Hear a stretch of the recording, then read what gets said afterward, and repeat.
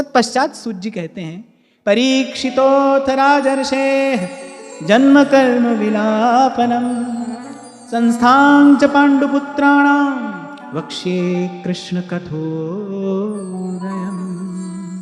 अब यहां से कथा आरंभ होती है, यहां से कथा आरंभ होती है।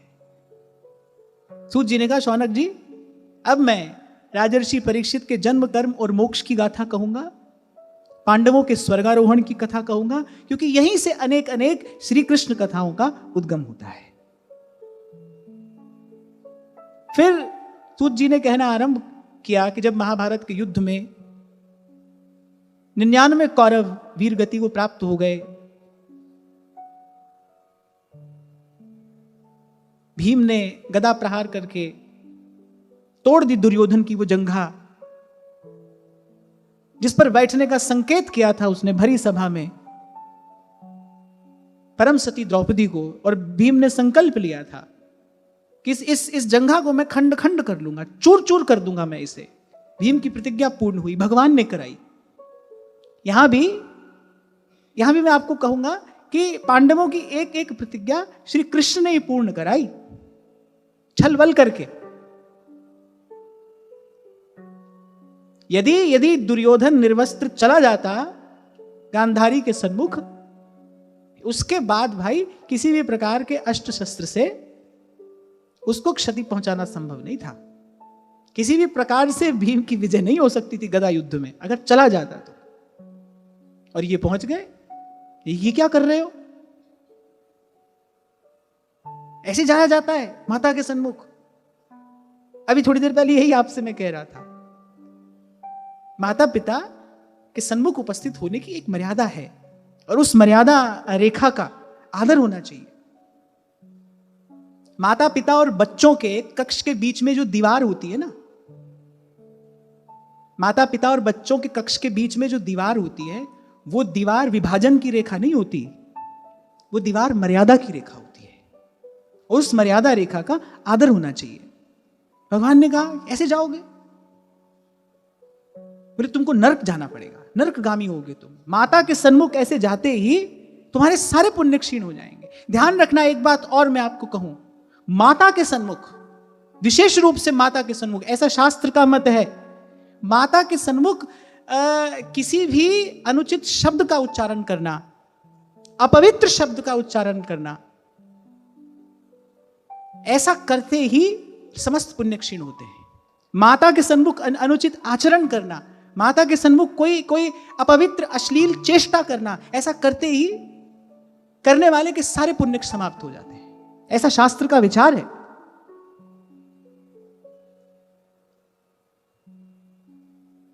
तभी भगवान ने कहा, बोले ऐसे जाओगे, अरे कभी तो मृत्यु होगी तुम्हारी, सदा थोड़ी रहता है कोई यहां। और जब मृत्यु हो जाएगी तुम्हारी, जाना पड़ेगा तुम्हें नरक में जाना पड़ेगा। कहने वाले कौन है भाई? हमारे जैसे लोगों की जिह्वा पर ही कहते हैं कभी कभी सरस्वती बैठ जाती है, और भगवान तो सरस्वती का उद्गम है। ब्रह्मणो ही प्रतिष्ठा हम, भगवान कह रहे हैं शब्द ब्रह्म की प्रतिष्ठा हूं मैं, वो तो ब्रह्म का आधार है। भगवान की वाणी में कुछ ऐसा था, घूम गई दुर्योधन की मति। अरे माता ने निर्वस्त्र आने के लिए कहा है ना, दुर्योधन ने भी कहा कि मुझे मेरी माता की आज्ञा है, मैं स्वयं नहीं जा रहा हूं। पढ़ा लिखा था दुर्योधन, पढ़ा लिखा था, बुद्धिमान था। अगर कुछ अभाव था उसके जीवन में, बस केवल सत्संग का अभाव था। संत नहीं था उसके जीवन में कोई जो उसको सदाचार में लगाता। तो उसने कहा कि मेरी अधोगति तो तब होगी ना जब मैं अपनी ओर से ऐसी चेष्टा करूंगा। मैं तो मेरी माता की आज्ञा का पालन कर रहा हूं, मेरी माता ने मुझे इसी प्रकार आने के लिए आदेश दिया है, मुझे किसी बात का कोई भय नहीं है। तो भगवान ने कहा कि भावावेश में भी यदि माता ऐसी आज्ञा दे दे तो उस पर विचार करना चाहिए। और फिर ठाकुर जी ने कहा अच्छा ठीक है, दोनों बात रह जाएं, तुम्हारा भी अहित ना हो और तुम्हारी माता की आज्ञा का भी पालन हो जाए। माता ने निर्वस्त्र आने के लिए कहा है ना, तो कोई वस्त्र मत धारण करो। तो फिर क्या करूं? भगवान ने संकेत किया। भगवान ने कहा अरे रंभा पत्र लपेट लो, ये केले का पत्ता है, बोले इसी को लपेट लो, पर जाओ, ऐसे नहीं जाओ, इसको लपेट कर जाओ। दुर्योधन की समझ में ये बात आ गई, हाँ भाई ये वस्त्र तो है नहीं, तो मैं निर्वस्त्र भी जा रहा हूं, माता की आज्ञा का भी पालन हो रहा है, और ये जो कह रहे हैं उस भी बात तो ठीक है, क्योंकि दुर्योधन मैंने कहा ना पढ़ा लिखा है, उसने भी शास्त्रों के पन्ने पलटे हैं, वो जानता है कि माता के सन्मुख कैसा आचरण होना चाहिए। तभी तो आपसे अभी कह रहा था थोड़ी देर पहले, भाई कैसा पशुवत जीवन हो गया, बच्चे अनर्गल बात माता पिता के सन्मुख बोलते हैं, अभद्र शब्द बोलते हैं माता पिता के सन्मुख। ये देखकर तो लगता है कि भाई कि देखो कहां आ गए हम, ये कैसी पवित्र भूमि, कैसे यहां के संस्कार। तभी आपसे कुछ दिन पहले मैंने कहा था, अगर शास्त्र की भाषा का ज्ञान नहीं होगा तो शास्त्र सम्मत आचरण कैसे करोगे? शास्त्र पढ़ोगे ही नहीं, जो ऋषि मुनियों ने हमें आचार संहिता दी है उसको पढ़ोगे ही नहीं, जानोगे ही नहीं, समझोगे ही नहीं, तो तदनुकूल आचरण कैसे करोगे? संस्कृत तो भूल जाए हम, हिंदी पढ़ने में ही कठिनाई है आज तो।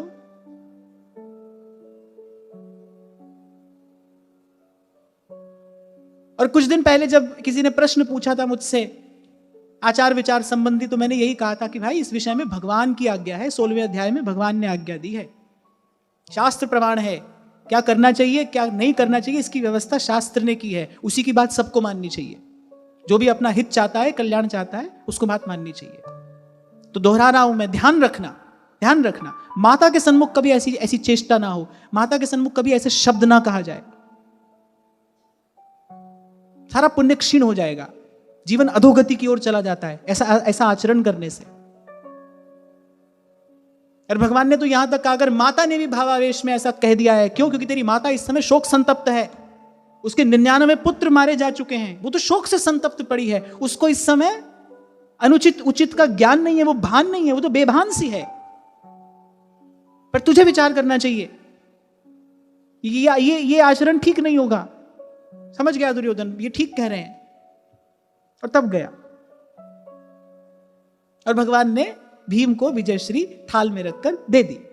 नहीं तो भाई किसी भी प्रकार से दुर्योधन को पराजित करना संभव नहीं था, और दुर्योधन जब तक पराजित होता नहीं, युद्ध में विजय कैसे होती, भगवान का प्रण, भगवान की प्रतिज्ञा कैसी पूरी होती, वो वचन कैसे पूरा होता जो भगवान ने द्रौपदी को दिया था।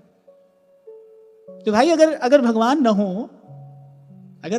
हो फिर तो भाई पांडव जीतते दिखाई नहीं पड़ते, कितना भी धर्म क्यों ना हो भाई, धर्मराज ही क्यों ना खड़े हो वहां पर, जीत नहीं सकते थे जब तक ये ना आते उनके साथ में। जब दुर्योधन ने मांग ली नारायणी सेना, तो भगवान बोले, अरे प्रिय ये क्या किया? अर्जुन से बोले अरे प्रिय ये क्या किया, अब तू बैठ उदास। बोले अरे प्रिय ये क्या किया, अब तू बैठ उदास। माखन दुर्योधन ले गया, अब छाछ है तेरे पास। अब नटखट तो ये है ही। बोले अब माखन दुर्योधन ले गया, छाछ है तेरे पास। अब कोई साधारण व्यक्ति सुने, बोले भाई भगवान ही जब ऐसा कह रहे हैं तो अब हमारा होगा ही क्या। पर आप देखो जो भगवान की भक्ति है ना, वो इतना धीर गंभीर कर देती है भगवान के भक्त को, संसार के सुख दुख को तो उसको क्या हिलाएंगे।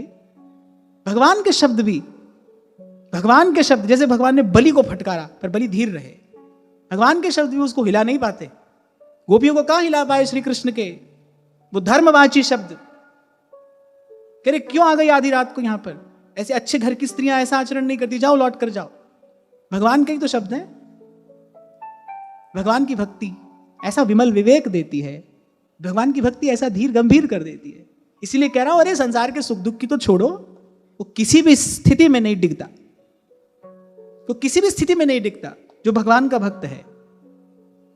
तो भगवान ने कहा अरे प्रिय ये क्या किया, अब तू बैठ उदास। माखन दुर्योधन ले गया, अब छाछ है तेरे पास। अर्जुन ने उत्तर दिया, हे प्रियतम ये उचित किया।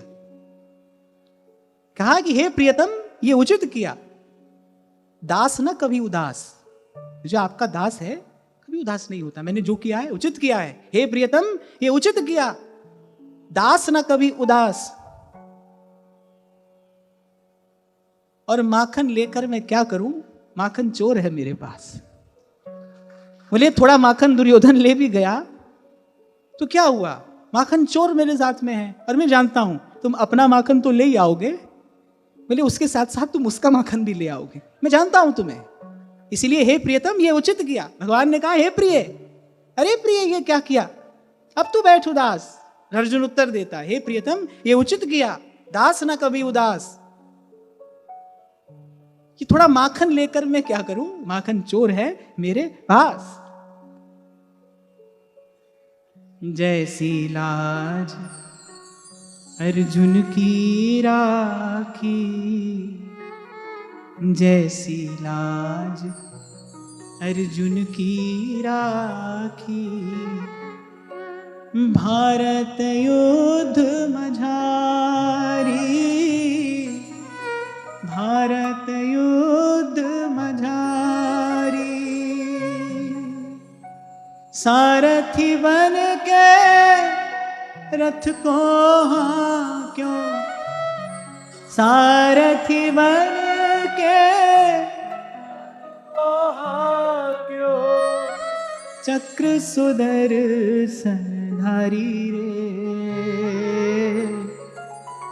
भक्त की टेक नटारी, भक्त की टेक नटारी रे, लाज राखो गिरधार। ऐसा निष्कपट जो विश्वास है ना, वो भगवान को बाध्य कर देता है। फिर सब नियम कानून तोड़ देते हैं भगवान भक्त के लिए। भक्त का मान न टलते देखा। सूरदास जी कहते हैं कि भाई भक्त हारा तो हम हारे, भक्त जीता तो हम जीते। भक्त के जीते जीत आपनी, हारे हार विचारों। सूरदास जी ने गाया है, बोले भक्त के जीते जीत हमारी। अरे ऐसे तो हमारा किसी से कोई लेना देना नहीं, हमसे कोई लड़ ही नहीं सकता तो जीतेगा कैसे? तो हार जीत का हमारे लिए कोई प्रश्न ही नहीं है। पर बोले भक्त के जीते जीत हमारी और हारे हार विचारों। सूरदास सुन भक्त विरोधी, सूरदास सुन भक्त विरोधी, चक्र सुदर्शन जारू, चक्र सुदर्शन जारू, हम भक्तन के भक्त हमारे, भक्त हमारे, हम भक्तन के भक्त हमारे, हम भक्तन के भक्त हमारे। तो बोले जब दुर्योधन पड़ा था वो टूटी जंघा लेकर, पीड़ा के मारे करा रहा था, अभी प्राण निकले नहीं थे, बोले तब अश्वत्थामा ने, बोले वो इतना गर्हित निंदित कर्म किया केवल दुर्योधन को प्रसन्न करने के लिए। बोले सोते हुए उन 5 पांडु पुत्रों का शीश काट लिया, उनके प्राण ले लिए। यद्यपि दुर्योधन ने भी इस कर्म की बड़ी निंदा की। दुर्योधन ने क्या, अरे मूर्ख, ये कैसा गर्हित कर्म तूने किया, तूने मेरे कुल का बीज नष्ट कर दिया। दुर्योधन ने इस कृत्य की बड़ी निंदा की। और कहते हैं कि भगवान को लीला काल में कभी कभी ही क्रोध आया है, कभी कभी श्री कृष्ण को क्रोध आया। या तो वहां रणभूमि में जब रथ का पहिया लेकर दौड़े भगवान भीष्म की ओर, यद्यपि उसमें भी भीष्म पितामह की प्रतिज्ञा का मान रखना था, तब तो उन्होंने कोप को धारण किया। पर यहां भगवान को क्रोध आ गया। जब अश्वत्थामा ने ऐसा निंदित कर्म किया, अरे भगवान को भी क्रोध आ गया। और बड़ी असह्य पीड़ा में है द्रौपदी उस समय।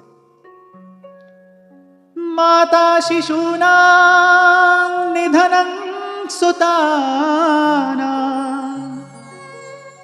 निशम्य घोरं परितप्यमाना,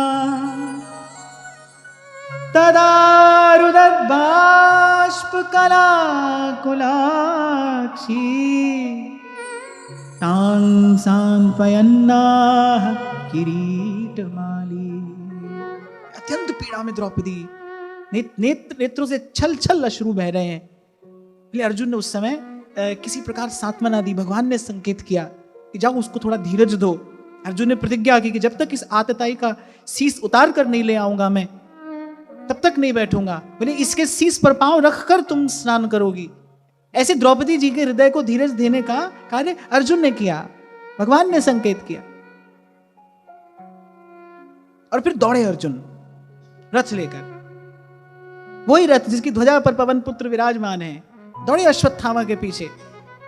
और जब अश्वत्थामा दौड़ते दौड़ते थक गया, जब उसको लगा कि भाई अब मेरे पास कोई और विकल्प नहीं बचा है, अब तो मेरे प्राण ही संकट में हैं, और उस मूढ़ ने क्या किया, अपनी प्राण रक्षा के लिए ब्रह्मास्त्र का संधान कर दिया। ये बताता है कि स्वार्थ व्यक्ति का पतन कहां तक करा देता है। देखो वो द्रोणाचार्य का पुत्र है, और अश्वत्थामा के जीवन में ऐसा दोष कहां से उपस्थित हो गया, ऐसा कौन सा आचरण अश्वत्थामा ने किया कि अश्वत्थामा की यह दुर्दशा हुई, और आज तक हो रही है। अद्यावधि अश्वत्थामा को पीड़ा पा रहे हैं। निंदित हो गया अश्वत्थामा, उसका यश, उसकी श्री सब समाप्त हो गई। लोक परलोक नष्ट हो गया अश्वत्थामा का। श्री कृष्ण कुपित हो गए उस पर। भगवान जिस पर कुपित हो जाए, करुणा निधान को जिसको देखकर क्रोध आ जाए, उसकी सदगति कैसे संभव है? कैसे हुआ अश्वत्थामा से? ये एक उत्तर है, ये दुष्प्रभाव है केवल कुसंग का। आपको मैं एक बात बताऊं, जब कोई बुरे के साथ होता है ना, तो वो बुरे से भी अधिक बुरा हो जाता है।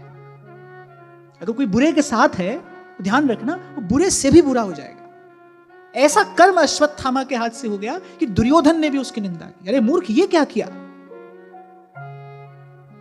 ये तूने आतताइयों वाला कर्म किया है, निंदित कर्म। सब और तेरी निंदा होगी, तेरा लोक परलोक सब नष्ट हो जाएगा।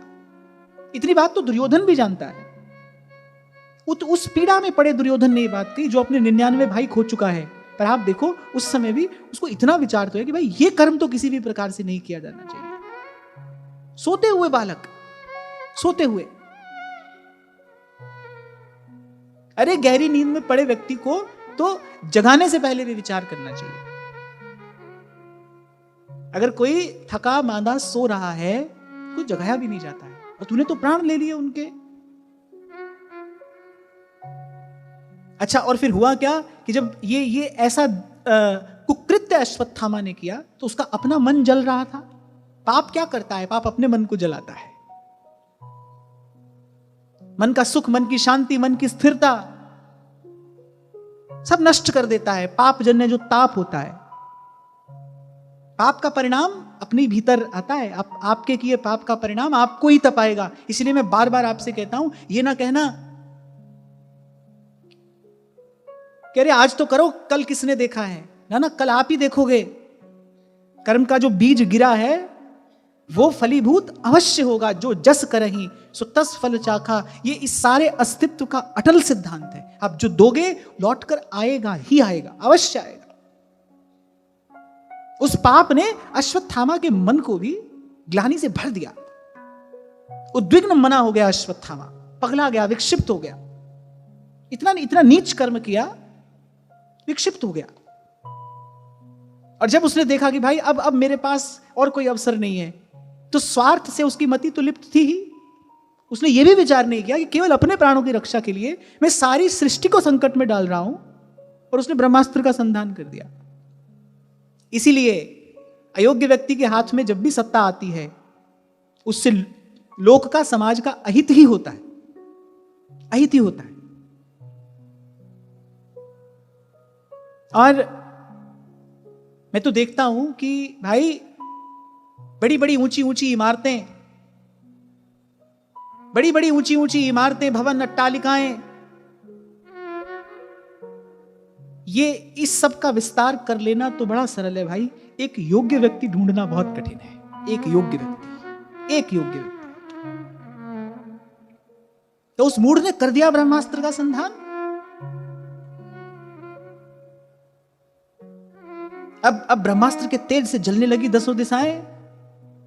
ततः प्रादुष्कृतं तेजः प्रचंडं सर्वतो दिशम् प्राणापदमभिप्रेक्ष्य विष्णुं जिष्णुरुवाच।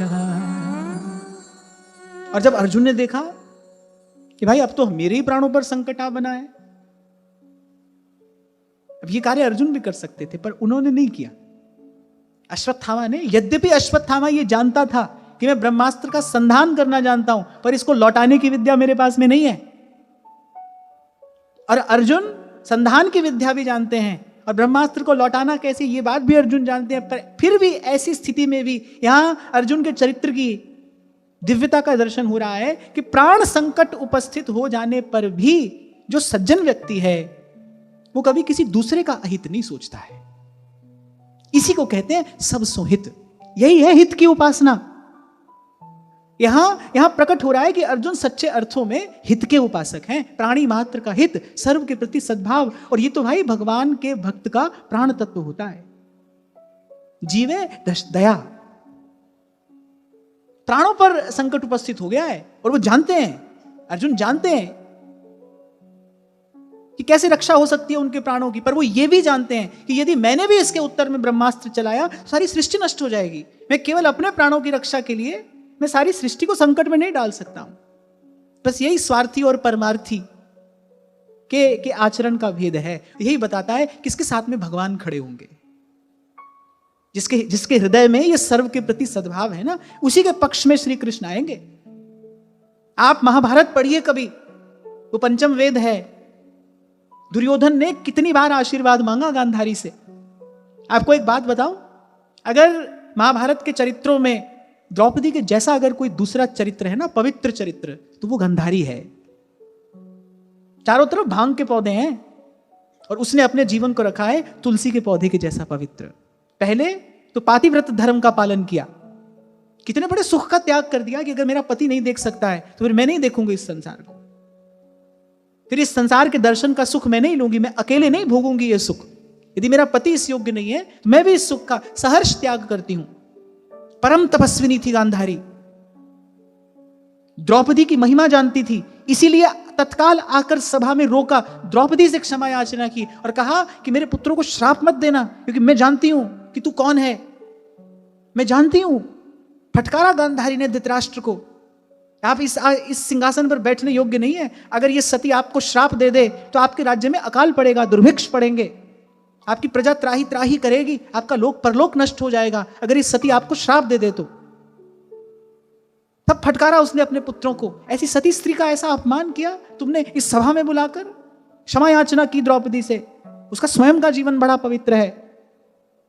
और मैं आपको ये रहा था, अनेक बार दुर्योधन ने प्रणाम किया पर गांधारी ने कभी नहीं कहा विजयी भव। गांधारी ने अपने मुख से कभी दुर्योधन को नहीं कहा विजयी भव। युद्ध क्षेत्र में जाने से पहले दुर्योधन ने कहा, माता एक बार भी तुमने मुझे विजय श्री का आशीर्वाद नहीं दिया। गांधारी ने कहा, क्योंकि बेटा मैं जानती हूं विजय तो वहीं होगी जहां कृष्ण खड़े हैं। ये तो कृष्णस्ततो जयः, विजय तो वहीं होगी जहां कृष्ण है। और कृष्ण कहां खड़े हैं? जहां धर्म है। और धर्म कौन सा धर्म? जब तब तीर्थ व्रत उपवास, वो धर्म ना। परहित सरस धर्म नहीं भाई, पर पीरा सम नहीं अधमाई, पर पीरा सम नहीं अधमाई। होता तो ये कि हमारे विद्यालयों में, हमारे स्कूलों में ये दिव्य चरित्र पढ़ाए जाते, जिससे बालक चरित्रवान बनते, उनके चरित्र में तेज होता, उनके पास सदाचार होता, जिसके आधार पर जीवन में धर्म को धारण किया जाता है। ये छोटी घटना नहीं है। अनेक बार दुर्योधन नत हुआ गांधारी के चरणों में, ताकि एक बार माता मुझे कह दे कि विजयी भव। एक और बात आपको बता दूं, मांगकर नहीं लिया जाता आशीर्वाद। दुर्योधन प्रणाम करता था, निराश होकर चला जाता था। गांधारी ने कभी नहीं कहा विजयी भव, कभी नहीं कहा। लेकिन जब युद्ध भूमि में जाने लगा ना, तो उससे रहा नहीं गया। उसने कहा, माता इतनी निष्ठुर कैसे हो गई तुम जानती हो कि मैं युद्ध क्षेत्र में जा रहा हूं। एक बार भी तुमने ऐसा नहीं कहा कि बेटा विजयी भव। माता के नेत्र सजल हो गए। कैसे कह दूं बेटा? माता ने कहा, पुत्र कैसे कह दूं विजयी भव, जब मैं जानती हूं कि विजय तो उसी पक्ष की होगी जहां श्री कृष्ण खड़े हैं। यह बात तो मैं जानती हूं। माता ने कहा, मेरे चिंतित होने का, मेरे शोकाकुल होने का कारण ही तो यही है पीड़ा का कारण यह नहीं है कि तू पांडवों से लड़ रहा है, पीड़ा का कारण यह है कि तू श्री कृष्ण के विपक्ष में खड़ा है। और जो कृष्ण के पक्ष में नहीं है, उसका हित, उसका मंगल कैसे हो सकता है भाई? किसी भी दशा में, किसी भी काल में उसका मंगल कैसे हो सकता है जो कृष्ण से विमुख हो गया है? तो कृष्ण से विमुख है। मेरी पीड़ा का कारण यही है। मैं मन ही मन रोती हूं कि मैंने ऐसे पुत्र को जन्म दिया जो कृष्ण से विमुख है। आपको एक और बात बताऊं, महादेव की परम भक्त है गांधारी, परम तपस्विनी। इसलिए मैंने कहा कि जब पहली बार पढ़ा था मैंने महाभारत में अनेकों सुंदर सुंदर बोध कथाएं हैं, सद्गुणों से भर देने वाला है महाभारत ग्रंथ। जब पहली बार मैंने पढ़ा था तो मैंने यही विचार किया, मैंने कहा भाई द्रौपदी जैसा अगर कोई दूसरा चरित्र इसमें दिखाई पड़ता है ना तो वो माता गांधारी है। चारों ओर आप देखो, मोआंध पति है, मोह से अंधा पति। वो माताएं सुने ये बात जो कहती हैं हमारे घर में बड़ी प्रतिकूलता है, हमारे जीवन में बड़ी प्रतिकूलता है। यहां देखिए, मोह से अंधा पति है, दुर्योधन दुशासन जैसे उसके पुत्र हैं, शकुनी जैसा उसका भाई है। तभी मैंने कहा चारों ओर भांग के पौधे हैं, गांधारी के चारों ओर भांग के पौधे हैं। उन भांग के पौधों के बीच में वो तुलसी के जैसी पवित्र है। बड़ी बात है ये। वो किसी मंदिर में नहीं है, वहां भांग के पौधों के बीच में खड़ी है, लेकिन उसने अपना धर्म नहीं छोड़ा, उसने अपना सद्गुण नहीं छोड़ा। बड़ी बात है ये। एक बात कान खोलकर सुन लो, आज के सत्र से यही बात लेकर जाना कि विजय वही है जहां श्री कृष्ण है, और श्री कृष्ण वही है जहां धर्म है। यतो धर्मस् ततो कृष्णः, यतो कृष्णः ततो जयः।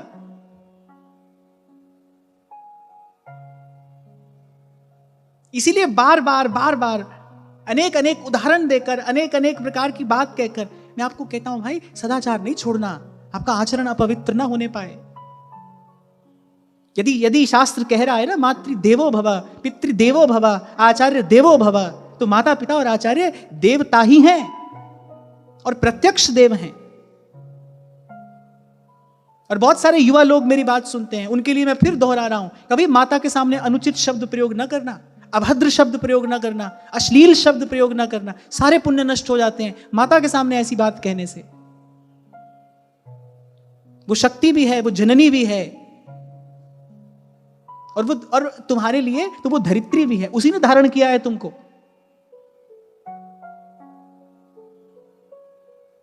कभी कभी तो ऐसा लगता है कि जब देखते हैं बाहर चारों तरफ की परिस्थिति, कभी कभी तो ऐसा लगता है कि वस्तुतः देखो कि कैसी संपदा हमारे पूर्वज हमारे लिए छोड़कर गए हैं, कैसी संपदा। ऐसे ही भारत विश्व गुरु नहीं था। भारत के पास वो गुरुत्व है, भारत के पास वो शक्ति है, भारत के पास वो चेतना है, भारत के पास वो ज्ञान है, भारत के पास वो संपदा है। इसीलिए भारत विश्व गुरु था। गुरु माने भारी, जो पूरे विश्व में सबसे भारी है, जो गौरव से युक्त है। और देखो आंख खोलकर देखो, कान खोलकर सुनो, आंख खोलकर देखो क्या दशा हो गई जीवन की, क्या दशा हो गई जीवन की। अरे भगवान तो जब मिलेंगे तब मिलेंगे, अपना जीवन तो सुंदर बनाइए। तभी उस दिन मैंने बड़े विस्तार से डांट लगाते हुए ये बात कही। जब किसी माता ने यहां पर पूछा कि भाई मासिक धर्म के समय भी मेरा तो मन होता है मैं भगवान की सेवा करूं, ऐसा कैसा मन है भाई तुम्हारा जो भगवान की बात पर पैर रखकर ही भगवान की सेवा करने की बात सुझाता है तुमको? ऐसा कैसा मन है तुम्हारा? अरे इतनी बात तो तुम्हारे घर की बड़ी बूढ़ी महिलाएं भी जानती होंगी, उनको भी इतनी बात का ज्ञान होगा कि कैसा आचरण उस समय करना चाहिए। और रही सही आग में घी डालने का काम जो है, वो आज का ये जो सोशल मीडिया और इस पर आई हुई यूट्यूबाचार्यों की बाढ़ है, ये कर रही है। ये सिखा रहे हैं आपको सुबह से शाम तक। धर्म को सबसे बड़ी हानि केवल इन्हीं के ही कारण हो रही है, सबसे बड़ी हानि।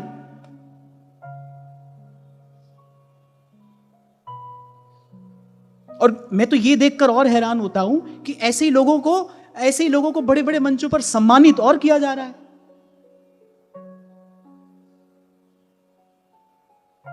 ये जो आज की चर्चा है ना, इससे सार स्वरूप केवल एक बात हाथ आती है, यहां जो मैंने आपसे कहा कि प्राण का संकट अश्वत्थामा पर भी उपस्थित हुआ, उसने तत्काल ब्रह्मास्त्र का संधान कर दिया, जबकि वो ये भी नहीं जानता था कि भाई इसको लौटाऊंगा कैसे, सारी सृष्टि संकट में पड़ जाएगी। केवल अपने प्राण बचाने के लिए वो स्वार्थी, वो मूढ़, उसका इतना पतन हो गया, उसने इतना भी विचार नहीं किया। वहां अर्जुन है, उन पर भी प्राणों का संकट आया है और कितनी पीड़ा में है। 5 निरीह बालक मार डाले हैं इस आतताई ने। उसी ने फिर ब्रह्मास्त्र का संधान कर दिया, पर फिर भी अर्जुन शस्त्र का उत्तर शस्त्र से नहीं दे रहे, जब तक भगवान नहीं कहेंगे। ऐसी स्थिति आने पर अर्जुन कहां देख रहे हैं? वे भगवान की ओर देख रहे हैं।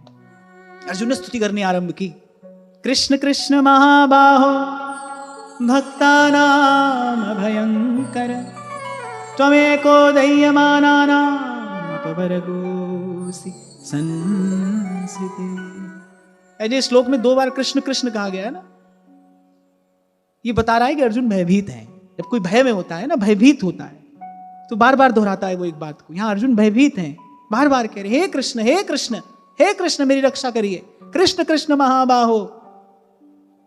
और भगवान को संबोधन क्या दे रहे हैं? जैसी स्थिति होती है वैसा ही संबोधन दिया जाता है। गोपी को श्री कृष्ण से रस की इच्छा है, तो वो श्री कृष्ण से क्या कह रही है? सुरतनाथ ते सुरतनाथ। यहां अर्जुन भयभीत हैं, इसलिए भगवान को क्या कह रहे हैं? भक्तानाम अभयंकर। आप भक्तों को अभय देने वाले हैं, आप भक्तों का भय हरने वाले हैं, आप अभयंकर हैं। तमेको दह्यमानानां अपवर्गोऽसि संसिते। बड़ी सुंदर एक छोटी सी स्तुति है। अर्जुन ने कहा आपकी शक्ति अनंत है। अब यहां अर्जुन एक बड़ी सुंदर बात कह रहे, मुझे बड़ी प्यारी लगी। कह रहे त्वमेको, एक आप ही हैं, एक आप ही हैं। मैं जानता हूं एक आप ही हैं जो किसी को सदा सदा सदा के लिए निर्भय कर सकते हैं। एक आप हैं त्वमेको। बोले जो संसार की धधकती हुई आग में जल रहे हैं, दह्यमानानां। बोले जो संसार की धधकती हुई आग में जल रहे हैं, बोले उस त्रिताप की अग्नि से जीव को उबारने वाला, बोले आपके अतिरिक्त बताइए दूसरा और कौन है? आप देखो ऐसे समय में भी चारों तरफ प्रचंड तेज है, 10 दिशाओं को जला रहा है, ब्रह्मास्त्र अर्जुन की ओर आ रहा है। ऐसे समय में भी आप देखो कहीं भीतर, बहुत भीतर अर्जुन की जो चेतना है, विमल चेतना, उस समय भी भगवान के चरणों में स्थिर है। अर्जुन कहते हैं मैं जानता हूं आपके अतिरिक्त, बोले जीव को त्रिताप से, इस 3 ताप से मुक्त करने वाला आपके अतिरिक्त और कौन है? कोई नहीं है। जब अर्जुन ने कहा ना तमेको, एक आप ही हैं, ये बहुत बड़ा संकेत यहां पर किया जा रहा है। एक ही है भाई, एक ही है जो बचा सकता है इस सबसे, एक, दूसरा कोई है ही नहीं। सब तज भजिए नंद कुमार, सब तज भजिए नंद कुमार, और भजे ते काज सरे, और भजे काज सरे। ये जो संत है ना, ये संत, ये सत जन है। संत जन जो हैं सत जन है, सच्ची बात कहने वाले हैं। ये कोई किसी के एजेंट नहीं है, किसी का प्रचार करने नहीं निकले हैं, ये सीधी सच्ची बात कह रहे हैं कि और भजेते काज सरे नहीं, मिटे न जग जंजाल, सब तज भजिए नंद कुमार। मैं तो भाई वैसे तो श्रीमद् भागवत का चिंतन किसी ना किसी प्रकार से सदा होता रहता है, पर इन दिनों तो विशेष चिंतन चल रहा है,